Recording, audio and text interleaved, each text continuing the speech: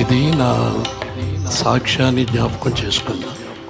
ఆ రోజుల్లో నా శరీరంలో భయంకరమైనటువంటి ఒక దుర్వాసన, ఈ ప్రకటెముకల్లో ఒక ఎముక కుళ్ళిపోయి అది ఆ చీము రక్తంలో మిళితమైపోయి ఈ శరీరంలో ఈ రోమాల గుండా ఆ దుర్వాసన కొడుతున్నప్పుడు నా ప్రక్కన ఎవరూ నిలబడేవాళ్ళు కాదు. చాలా ప్రయత్నం చేశా చనిపోవాలని.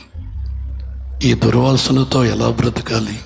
నేను ఆడ మనిషిని అయితే ఏదో ఒక విధంగా అవి ఇవి పెట్టుకొని కవర్ చేసుకునేవాడిని. ఒకరోజు హాల్ నైట్లో దుబాయ్ నుంచి ఒక నలుగురు కుటుంబస్తులు వచ్చారు. రాత్రి హాల్ నైట్ జరుగుతూ ఉంది. నేను అప్పుడు వాళ్ళతో వచ్చిన ఒక సహోదరికి ప్రార్థన చేసి అడిగా, అమ్మా, ప్రార్థనకు వచ్చేటప్పుడు కూడా ఇంత మేకప్ ఎందుకమ్మా అని చెప్పాను. ఆ సహోదరి ఏం సమాధానం చెప్పలే.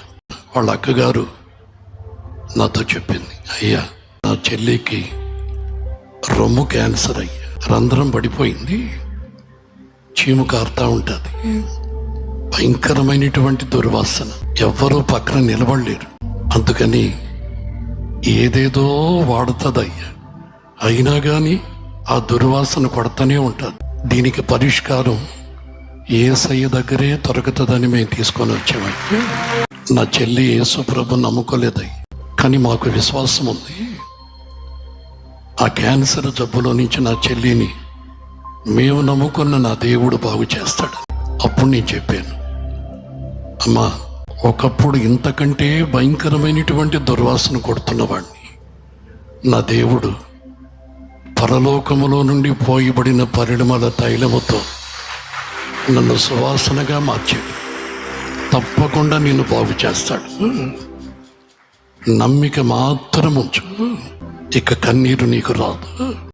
అప్పుడు ఆ రోజుల్లో ఈ పాటని నేను నా సాక్ష్యాన్ని పెట్టి ట్యూన్ చేసుకున్నా.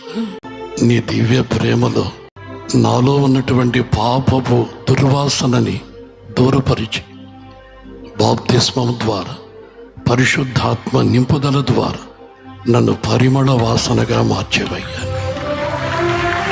ఆమె నా యేసయ్యా, నీ దివ్య ప్రేమలో నా జీవితం పరిమళించెనే, నా జీవితం పరిమళించెనే.